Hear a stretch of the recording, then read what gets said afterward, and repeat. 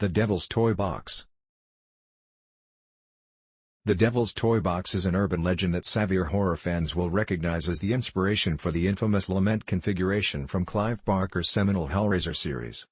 Though in reality the titular box is not a toy at all but rather a small room where the floor, the ceiling, and the walls are each composed of one giant mirror. According to the legend, if you stood inside this mirror room alone for too long, supposedly the devil would show up and steal your soul. In most versions of this story, he did so by flaying you alive. I mention all of this because about 2 weeks ago, I got an email from an old friend, someone who was well versed in my sordid past, asking if I could help out their younger sister, an 18-year-old girl who we'll call Erin, located in northern Louisiana. The specific parish where Erin lives shall go unnamed for reasons that will soon become obvious. Like pretty much everywhere else, the place where Erin grew up had its own annual haunted house attraction that went up every October. The attraction was called Farmer Graves' Haunted Orchard, and in years past, it had been every bit as thrilling as the name suggested, which is to say not very. So for the previous Halloween, the owners decided to spice things up by building several new interactive installations which included a windowless shack called the Devil's Toy Box. This shack housed a small room composed of large wall-sized mirrors. That's how Erin heard it described anyway. She had never been inside the toy box herself. Farmer Graves closed less than a week after opening, a result of the numerous people who had to be hospitalized after going inside the Devil's Toy Box attraction. Erin didn't get a chance to try out the box for herself before the closure, but she had heard countless stories about it from her classmates at school. Apparently, no one could last longer than 5 minutes inside the room. There was even a large timer set up beside the building that showed the current occupant's length of stay under a second clock displaying the longest recorded time up to that point, which maxed out at just over 4 minutes before the attraction finally closed. The man who managed to last that long, Roger Heltz, age 52, father of 3, had been reduced to a wide-eyed mute. To this day, he still hasn't said a word. One woman suffered a heart attack after just 90 seconds inside the box. A 17-year-old boy had to be dragged out, kicking and screaming. The boy was from a nearby parish and hadn't gone to Erin's school, though her friend Celeste claimed her parents were friends with the boy's mom. They went to his funeral when he killed himself 2 weeks later. Whatever the truth of the matter, town officials were quick to act in getting Farmer Graves shut down. Of course, that didn't stop people from talking about the now infamous attraction, which they began to do almost immediately. For the next month or so, it seemed like the toy box was the only thing on anyone's mind. It had become the stuff of legend, and of course, it didn't take long for the local kids to start venturing out to the orchard at night to see the box for themselves. Farmer Graves' Haunted Orchard was owned by a middle-aged couple named Will and Darlene Sawyer. When the town council ordered the Sawyers to shut the place down, they were so pissed about the ruling, they left most of the attraction still standing, including the Devil's Toy Box. The actual orchard was on a plot of land located at the rear of the Sawyers' property and was only accessible by a narrow 2-lane dirt road. One night, several seniors at Erin's school snuck out to the Sawyers' property on a dare and claimed they found the toy box's entrance padlocked, but then Will Sawyer showed up out of nowhere and asked them if they wanted to go inside. Will's sudden arrival had startled the young men, but once they realized that he wasn't mad at them for trespassing and in fact seemed genuinely happy to see them, the guys decided to take him up on his offer to have a go inside the box. Of course, they chickened out as soon as Will unlocked the door and it seemed to swing open on its own, like a hungry mouth at the sight of food. That's how the rumors about midnight screenings of the Devil's Toy Box began to circulate. Most of the people who ventured out there afterwards claimed they encountered Will Sawyer after waiting beside the toy box for an unspecified length of time. A few even said that they went inside the box, but these claims were always dismissed as bullshit. No one came out of that box that was coherent enough to talk about it. Last week, Erin's boyfriend Troy went out there with some of his idiot friends and Erin hadn't seen him since. His parents reported him missing and Erin even told the cops about the rumors surrounding the toy box, but they barely seemed to be listening. Now, Erin was going crazy worrying about Troy and of course, she was hoping I would be intrigued enough by her story to come with her to investigate Farmer Graves because she was too scared to do so by herself. Erin's location was only a 3-hour drive from New Orleans, so I asked my friend Jason and his girlfriend Gretchen to take the ride with me.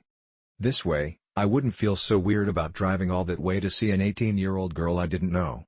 We rolled into town at about 5 p.m. that Saturday and met up with Erin at the McDonald's as she called it. I laughed when I first heard her say that and immediately felt like an asshole for thinking it was funny that Erin's town only had one McDonald's. Our meet and greet started out a little awkward on account of all the stares we were getting from the rest of the restaurant. Then again, 4 strangers driving into town to meet a teenage girl at the McDonald's will do that. Thankfully, Gretchen was there to defuse the situation with one simple question. "Did you make that?" She was pointing at Aaron's backpack, which was actually a stuffed doll that I recognized as Lumpy Space Princess from the cartoon Adventure Time, only most of the stuffing had been removed and a purple pouch had been sewn into it that sealed closed via a matching purple zipper. The straps were made out of old, retro-looking seatbelts. Aaron nodded and Gretchen's jaw dropped. "Oh my god, will you make me one? Will you make me two?" Gretchen asked.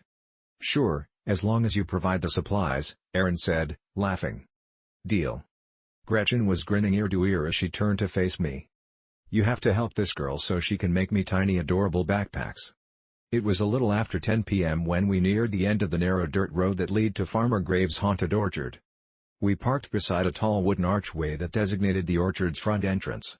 I handed out flashlights from the small stash of them in my trunk and then we started inside. The place looked about how I expected it to. A row of brightly colored plywood shacks lined the vacant field beside several rows of satsuma trees that had been covered in fake cobwebs and scary decorations. Each shack had a sign displaying the name of a different attraction. There was horn toss which, judging from the illustration on its side, was a ring toss game where you tried to throw halos onto a demon's horns, werewolf bowling, which was anyone's guess, and my personal favorite The Exorcist, which was a mounted squirt gun game that had several wood cutouts of Linda Blair's face as its targets.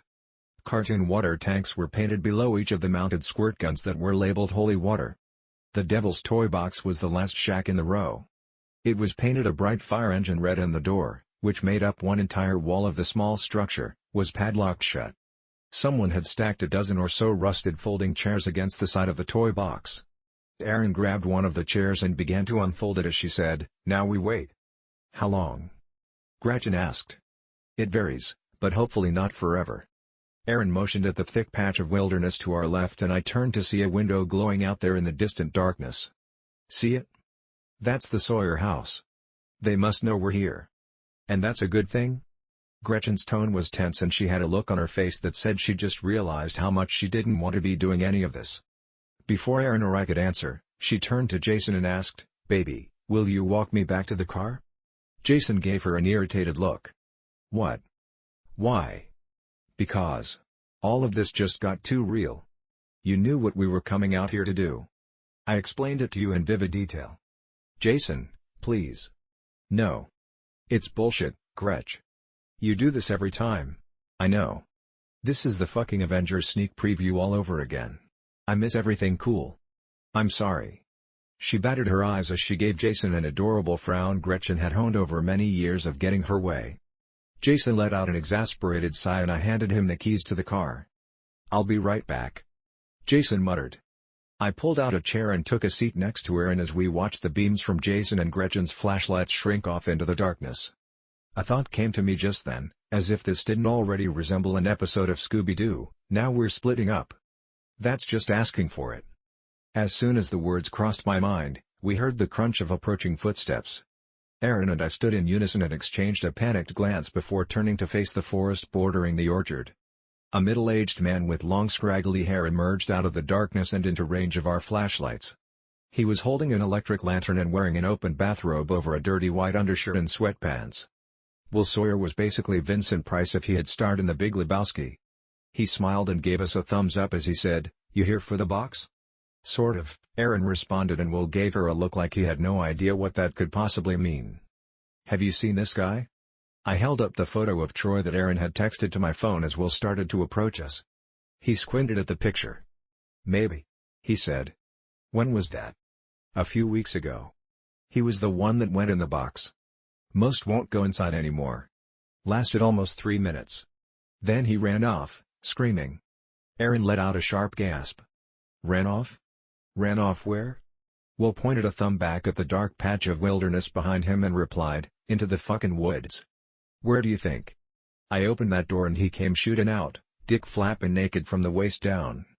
Had his boxers on his head and his pants wrapped around his neck like a scarf. It was honestly pretty funny. Erin covered her mouth with her hand as her eyes began to well with tears. Will grinned and said, "You want to see inside?" "We aren't here for the box," I said, stepping in front of Aaron and glaring at Will. "But it's so breathtaking," the man said as he gestured toward the toy box's wide door, which slowly swung open. The interior was shrouded in darkness, but I could still see something vaguely human-shaped moving around inside the box. "Yeah, fuck that. Run." I grabbed Erin by the arm and pulled her along with me as I sprinted away from the toy box. I could hear something chasing after us as we ran back toward the orchard's entrance, and I say something because it certainly didn't sound like a person. What I heard weren't footsteps, but rather one long scraping sound, accompanied by a wet breathing that reminded me of a panting dog. Thankfully, Jason heard me screaming just as he and Gretchen reached my car.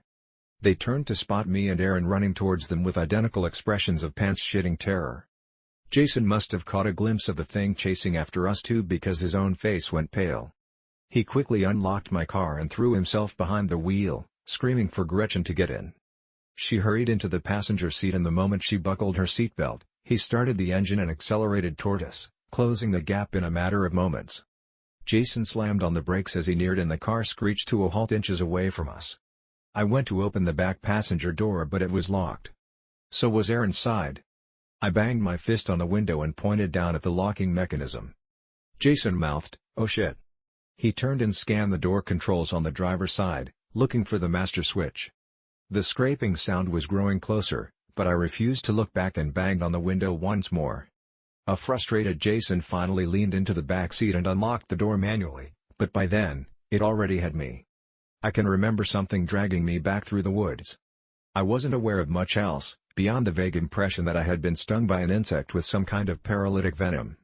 I felt a rush of air hit my face as the door swung shut in front of me. Then the lights came on and I realized where I was. Inside the Devil's Toy Box. The room's construction was actually pretty impressive. The floor was a thick sheet of transparent plexiglass layered over a mirror identical to the ones that made up the ceiling and walls. With the door shut, the mirror on its other side was just as seamless as the rest. Thin fluorescent bulbs ran between the crevices where each mirror met the next, washing the room and its endless reflections in a pale yellow light. I made the mistake of looking down at the chasm of reflections below me and almost fainted. I shut my eyes and held out my hands, feeling for the nearest wall. I leaned against it while trying to force my head to stop spinning. Someone was whispering my name. "Joel." I opened my eyes to see my reflection smiling at me as it said, "You're his now." I let out a startled scream and backed away from the mirror I was leaning against. Something was moving around behind my reflection. It was hard to see what it was at first, but something was climbing up through the corridor of my reflections, making its way towards me. As it got closer, I saw that the something was me. Well, not exactly. His features were too blurred, as if this reflection of me had been so far back that its face had been reduced to a distorted mess. That was the Joel that was coming for me. I began to bang on the entrance wall, which felt padlocked into place. I let out a frustrated scream and finally turned to face the thing coming for me, only to find that my reflections had returned to normal. There was no longer a blurry me in the mirror. I let out a reflexive sigh of relief. A beat later, it emerged from the mirror beneath me and grabbed onto my legs. I woke up screaming and Aaron shot me a panicked look. We were still seated outside of the toy box. Sorry, I must have nodded off," I said. Aaron opened her mouth. She hesitated before replying, "I'm worried about your friends." I rubbed my eyes. "Why? How long have they been gone?" "A while. Almost 30 minutes." I pulled out my phone to check the time, confirming what Aaron had said, and I sighed. "Guess we should go check on them." As Aaron and I started on the path back towards the entrance to the orchard, I nodded in the direction of the Sawyer house. "You think he's gonna show?" I asked. Aaron thought about it for a moment and nodded. "I hope so. If not, I don't know what I'll do." I glanced at her, worried that Aaron was about to start crying, but the look on her face was one of stoic acceptance. Just as I realized that I was staring at her, Aaron looked up at me and we exchanged a moment of awkward eye contact. I smiled to try and play it off as I quickly faced forward. It was then that I realized we had lost our way in the dark and had somehow ended up in the dense patch of woods that bordered the orchard. How the hell? I scanned the surrounding wilderness with my flashlight, trying to get my bearings, but I couldn't locate the orchard or any of its accompanying structures in the darkness. Then, after a bit of what I thought had been backtracking, we found ourselves at the front steps of the Sawyer house. It was a rustic white two-story, 3 if you counted its 6-foot elevated floodproof foundation similar to a lot of the homes in the area. The space beneath the porch was unlit and pitch black. Yet staring into it, I could have sworn I saw movement under there as Erin gestured at the house. "Guess we might as well say hi," she said. Erin started up the front stairs before I could even begin to mention the many ways in which that might be a bad idea and, without hesitation, she knocked on the front door. "Shit," I muttered to myself and hurried up the stairs to stand beside her. There was a tense beat of silence and then from inside came the sound of footsteps across hardwood floor. The door was suddenly yanked open and a middle-aged woman with gray-streaked hair and the brightest blue eyes I had ever seen was standing there, glaring at us. This must have been Darlene. "You here for the box?" she said, giving both of us a cursory scan. I experienced a moment of intense déjà vu as Erin replied, "Sort of." Darlene leaned outside and glanced around. "You better come in then." Erin and I exchanged a cautious look as the woman turned and started back inside, leaving the front door open behind her. Erin responded with a shrug that said fuck it and then entered the house. As I followed her in and shut the door, I heard something rustling in the bushes outside. "Lock it please. There's shit all in these woods," Darlene said. The rustling sound grew louder as I turned the deadbolt and it slid home with an ominous thunk. We followed Darlene into a den that reeked of weed as she gestured to a half-smoked blunt burning away in the ashtray. "Help yourself," she said, gesturing to the blunt. She took a seat on the sofa and muted the large flat-screen TV mounted to the wall in front of her. "Now, how can I help you?" I cleared my throat and replied, "We were told to expect a Will Sawyer. Is he coming?" "He killed himself last night, so probably not." "Oh my God. I am so sorry," I said. "Yeah, so. How can I help you?" "Well." I held up my phone and showed her Troy's picture. "We were wondering if you remember seeing this guy out at the orchard recently," I said. Darlene examined the photo. "Not that I recall, but I never went out there much after the incident with the toy box. It's my fault that godforsaken room got built in the first place and every time I see the thing, I wanna fucking cry," she said. Erin tilted her head, her tone curious when she asked, "It was your idea to build the devil's toy box?" Darlene slowly shook her head. "No, I was sick. Like really sick and that demon or whatever Willie summoned told him he would make me better if we built a room of mirrors and got people to go inside it. If your friend went in there, I can tell you one of 3 things happened. He's either dead, catatonic in a hospital, or out in those woods. The ones that end up out there, something happens to them. Like when a pig gets loose and grows tusks. But if it'll help, you're welcome to look for him here." "Here as in your house?" Erin asked. "Yeah." Darlene stood, slid her coffee table out of the way, and pulled the rug aside to reveal a crude hatch cut into the hardwood floor. "Will brought a few of the ones that went in back home. I think he felt sorry for them. Anyway, he kept 'em down here." The woman pulled open the trapdoor and I was hit with a stench that was so potent, I don't know how we didn't notice it when we were outside. It was the smell of human filth en masse. Darlene nodded at me. "You got a flashlight?" I returned the nod and handed it to her. She switched on the light and aimed it down at the open hatch, revealing the upturned faces of 4 naked emaciated men. "Any of them look familiar?" One of the men hissed at us. There was more rustling sounds from outside and then something began to scratch at the living room window. Darlene glanced at the window as she said, "You've got them riled up tonight. How long were you 2 out there?" Before I could respond, a filthy hand with impossibly long fingers reached up and yanked me down through the trapdoor. I woke up screaming. I was sitting outside of the toy box and Jason was seated beside me. He gave me a sideways look and said, "You okay?" "Yeah. Bad dream. Sorry." I was still reeling from my nightmare within a nightmare as I glanced around. Something felt off. "Where are the girls?" "What girls?" "The girls. One of them being your girlfriend, Gretchen." "Dude, Gretchen broke up with me like a month ago. Remember? Or is this something you're doing for your story?" "My what?" "The story you're going to write about this. You're fudging the details, which you probably should. You gonna make up some fake reason why we're out here too? Some damsel in distress who needs you to investigate a derelict Halloween attraction? It's definitely a lot better than saying your depressed friend asked you to drive 3 hours to see some rundown shack in the middle of the night where nothing whatsoever happened and then your friend shot himself." "What?" Jason slid the barrel of a handgun into his mouth and pulled the trigger. I was sitting close enough that the shot rendered me temporarily deaf. I stood and slowly backed away, My gaze fixed on the crater of blood and viscera that had been my friend's head mere moments ago, my own head ringing like a goddamn church bell from the large caliber handgun going off next to it. Still, I couldn't look away. Finally, I forced myself to turn and watch where I was going so that I could hurry up and get the fuck out of there. As I started toward the entrance, I glanced back once more to give my dead friend a final parting glance and halted when I saw that he wasn't there. Jason's blood and brains were still splattered across the front of the toy box, so I assumed that meant I hadn't imagined the whole thing, but the folding chair where he had been sitting was now void of his slumped, lifeless body. As I stood there, trying to figure out where Jason's corpse could have gone, a stream of stagnant-smelling water splattered against the side of my face. I turned to see Jason's, mostly, headless body draped over one of the Exorcist game's mounted water guns. I'm not exactly proud to admit this, but I froze when I saw him, thinking that Jason had gone full-on undead zombie. Though, after almost a minute of me standing there waiting for him to make the next move, I finally realized that wasn't going to happen. What I was seeing was nothing more than a dead body lying on a mounted water gun.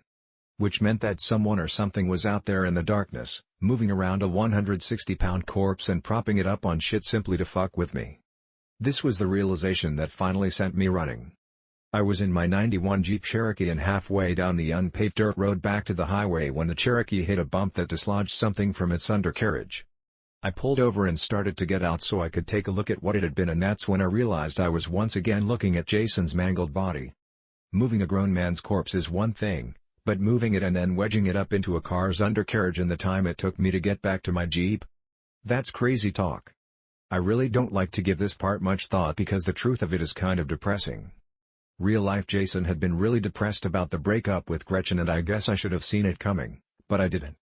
And so I went back home and started to write it all down, just as Jason knew I would.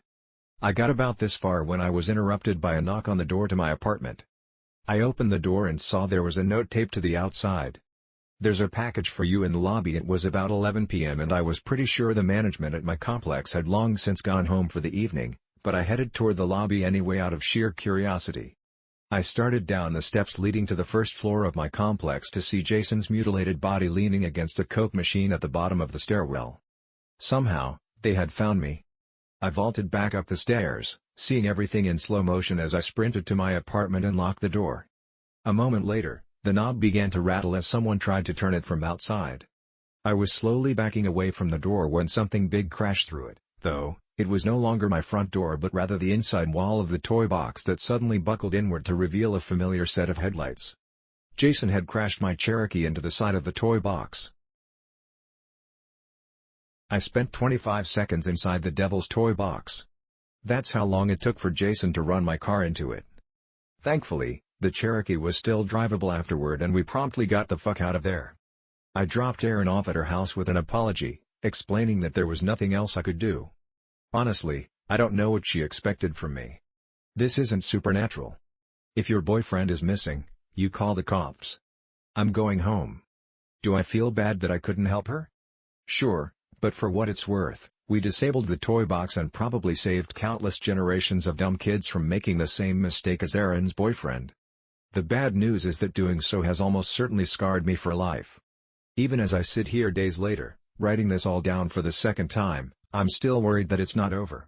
I'm worried that when I wake up tomorrow, it's going to be in front of that goddamn box.